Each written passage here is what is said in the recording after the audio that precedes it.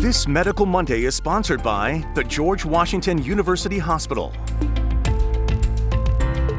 Well, this Medical Monday, we're talking about the rise in colon cancer and what symptoms you should be aware of. I'm joined this morning by Dr. Matthew Ng from the George Washington University Hospital. Dr. Ng is board certified in general colon and rectal surgery. Welcome to Good Morning Washington. Thank you. Thanks for having me. Absolutely. This is such an important topic. And actually, we've seen reports of an uptick in colon cancer in younger folks. Are you seeing this as well? Is this true? Absolutely. We've definitely been seeing a rise in patients below the age of 50 who've been coming in with symptoms and being diagnosed with colon and rectal cancer. So what symptoms should folks be looking out for?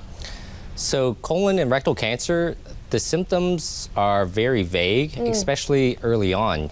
We don't really experience any symptoms until really advanced disease. But the most common symptom, should patients develop symptoms, is bleeding, abdominal pain, vague abdominal pain, unintentional weight loss, black stools, or if you've seen the stools getting thinner or narrower over time consistently. Okay, so things to make sure to be aware of. You know, when it comes to the screening process, a lot of people can see it as overwhelming or scary, but we're here today to say that it is not that way at all. So for folks watching right now, what does that screening process look like? So the most common screening measure that we offer is a colonoscopy.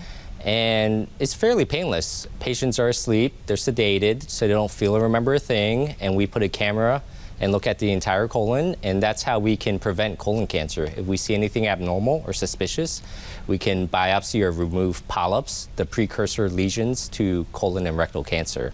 So it's a very, very safe and benign procedure. Absolutely. Everyone knows someone who has had one, so you can definitely see that it is nothing to be afraid of. But if you do find something, there are treatment options. What do treatment look like?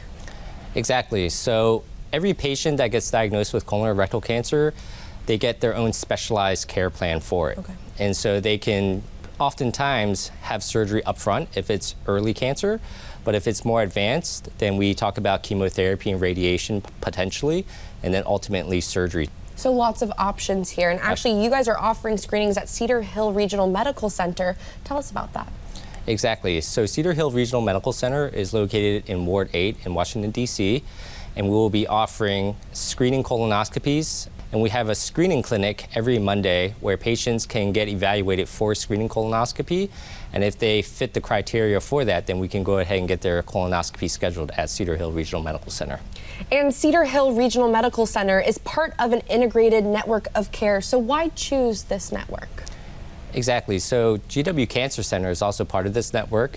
And in the Cancer Center, we have all of our specialists that take care of cancer under one roof, such as medical oncology, radiation oncology, surgeons, radiology. And so patients that get diagnosed with cancer will fall under this roof, and we'd be able to offer all the services for them. And it is all integrated into the system, and so they will get all their care in a expedited fashion. Wow, I love that everyone is working together in one place, making sure that all patients get the best care possible. Dr. Ng, thank you so much for joining us this morning. This has been an amazing conversation. We're going to put more information on the screen so that everyone can learn more and reach out to the George Washington University Hospital. And who knows, you might even see Dr. Ng. Thank you so much. Thanks for having me.